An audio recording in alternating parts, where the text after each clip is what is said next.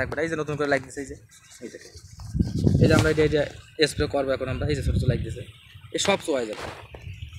এটা কিন্তু সব গুঁড়ো গুঁড়ো, এটাও লেদা পোকা, খুব ছোট বাচ্চা, এরা এইগুলো খেয়ে খেয়ে এরকমভাবে বড় হয়ে যাবে, তখন পাতাও কিন্তু নেই হয়ে যাবে।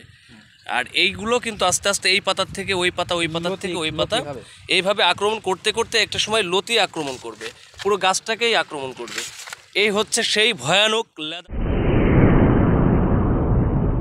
একটু গাছের কাছে গিয়ে দেখাবেন যে কীভাবে আপনার লতির গোড়াটা পরিষ্কার রাখতে হবে। পচনের বিষয় একটা আছে, আপনি যেটা এর আগে দেখাচ্ছিলেন, আমি সেই বিষয়টা আপনার কাছে জানতে চাচ্ছি। বিষয়টা হচ্ছে কি, গাছের যে গোড়াটা পচা লাগে, আসলে পচাটা লাগে হচ্ছে কি এই জায়গার থেকে, যে আমরা লতি কাটার পরে যে জমিতে সার দিই না, লতি কাটার পরে সার দিতে, এই যে দেখতে পাচ্ছেন এই যে আমার ডাইগোটা কিন্তু আমরা এরকম ভাঙি, ভাঙার পরে এই যে আমরা এই জায়গায় যে সাদা হয়ে গেছে না, এই যে মুতা থেকে কিন্তু ডাইগোটা খোলা পড়েছে। যখন আমরা সারটা দিই, ওই সার কিন্তু এই পানি থাকে, ওই পানি আছে কিন্তু ওই সার মিক্সড হয়ে যায়, পানিতে সার হয়ে যাওয়ার পরে এই জায়গাটা লাগার পরে কিন্তু এখান থেকে কিন্তু গাছ পচা লাগে, এই জায়গার থেকে গাছ পচা লাগে। তা ওই জন্য আমি একটা কথাই বলবো যে সার আপনারা যখন দেবেন তখন কিন্তু ডাইগো ভাঙা যাবে না। ডাইগো ভাঙা 2 দিন আগে সার দিতে হবে, নাহলে 2 দিন পরে, তাহলে আর গাছের গুঁড়া পচবে না। আর গাছের গুঁড়া যদি পচে, তাহলে আপনার চলাফিরিতে কাদা নিয়ে ওই জায়গায় একটু লাগাই দেবেন, যাতে ওই জায়গাতে ওই কাদাটা পেয়ে নতুন শিকড় ছেড়ে যাতে আপনার গাছটা আবার সতেজ হয়ে ওঠে, সেই জন্য। আচ্ছা, এখন পাতা অনেক সময় হলুদ হয়ে যায়, পাতা ফ্যাকাশে হয়ে যায়, সেই ক্ষেত্রে এই ব্যাপারটা একটু কি বলবেন তাদেরকে, তারা যাতে বিষয়টা ক্লিয়ার হয়ে যায়। পাতা হলুদ হয়ে যায় বলতে এর তলে কিন্তু এক ধরনের একটা ফুটা তিলে জাপ করে, এই যে তিলে জাপ, এটা হচ্ছে তোষক পোকা বলে। এই তিলে জাপটা লাগার সাথে কিন্তু আপনার এই পাতাটা হলুদ হয়ে যায়, এমনকি গাছটা মটকা হয়ে যায়। এর জন্য কিন্তু ওই যে একজনের এটা আপনার বলেন, আপনি কথা বলেন। এর জন্য কিন্তু এটা আপনার ছোট পাতা আছে, ক্যানোপি প্লাস, কারেক্ট, ক্যানোপি টপে দুটো করে দিতে হবে। ক্যানোপি প্লাস ছোট শ্যাম্পুর পাতার মতো পাতা। শ্যাম্পুর পাতার মতো দুটো। আচ্ছা, প্রিয় চাষি ভাইরা, কীটনাশকের দোকানে গিয়ে ক্যানোপি প্লাস বললেই হবে, এটা কেঁচো মারার জন্য কার্যকরী। ক্যানোপি প্লাসটা লাল কেঁচো বা যে গুঁড়ো কেঁচো আছে, বা আপনার এই বিশেষ করে এই রোগটার জন্যও এই ক্যানোপি প্লাসটা কার্যকরী, যেটা আমি যতদূর জানি। আর আরেকটা বিষয় হচ্ছে, অনেক জমিতে এই যে এখানে দেখা যাচ্ছে লেদা পোকার প্রচুর একটা আক্রমণ হয়েছে, এই যে আমরা দেখতে পাচ্ছি অলরেডি। প্রিয় চাষি ভাইরা, আপনারা দেখছেন এই যে আমাদের এই জমিটাতেও কিন্তু লেদা পোকার একটা আক্রমণ হয়েছে। এই হচ্ছে মূলত সেই লেদা পোকা। আচ্ছা, এই লেদা পোকার ব্যাপারটা একটু ক্লিয়ার করে বলেন।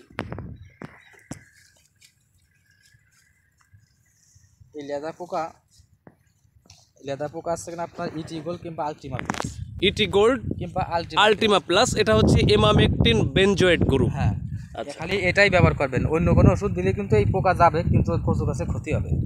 আচ্ছা, খালি আলটিমা কিংবা ইটিগোল ব্যবহার করবেন, তাও 16 লিটার টপে একটা আলটিমার অর্ধেক, আর হাফ, আর যদি ইটিগোল দেন তাতেও হাফ, ফুল ব্যবহার করা লাগবে না, হাফ দিলেই যথেষ্ট। একবারে মরে পুরো এই পোক একদম পুরো সোয়া হয়ে যাবে। আর আপনার 2 সপ্তাহ পরে পোক লাগতে পারে, নাও পারে। আর যদি অতিরিক্ত লেগে যায়, তাহলে কিনা করলে যে আপনি যেদিন দেবেন তা গুনে 2-3 দিন পরে আর অল্প করে দিয়ে গেলেন, দিলে আর পোকে থাকবে না। এই যে নতুন করে লাইক দিছে, এই যে আমরা এটা স্প্রে করবো এখন আমরা, এই যে ছোটো ছোটো লাইক দিছে, এই সব চোয়াই যাবে। তো প্রিয় চাষি ভাইরা, আপনারা কিন্তু দেখছেন এখানে যে এই যে এটা কিন্তু সব গুঁড়ো গুঁড়ো, এটাও লেদা পোকা, খুব ছোট বাচ্চা, এরা এইগুলো খেয়ে খেয়ে এরকমভাবে বড় হয়ে যাবে, তখন পাতাও কিন্তু নেই হয়ে যাবে। আর এইগুলো কিন্তু আস্তে আস্তে এই পাতার থেকে ওই পাতা, ওই পাতার থেকে ওই পাতা, এইভাবে আক্রমণ করতে করতে একটা সময় লতি আক্রমণ করবে, পুরো গাছটাকেই আক্রমণ করবে। এই হচ্ছে সেই ভয়ানক লেদা পোকা।